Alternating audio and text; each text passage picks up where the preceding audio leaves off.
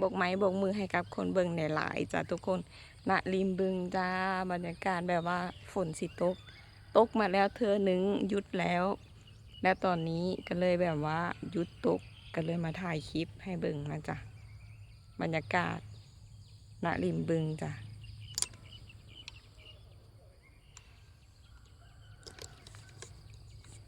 ตะกี้ยันฝนตกแต่นี้ฝนเศร้าตกแล้วแต่ว่าตะเว้นก็มีแบบว่าก้อนเมฆสีดำๆสีบแน่ได้จ้ะเพราะว่าฝนเริ่มตกช่วงประมาณสัก10 โมง11 โมงประมาณนี้จ้ะให้เบิ่งบรรยากาศณริมบึงจ้าทักทายนะจ๊ะ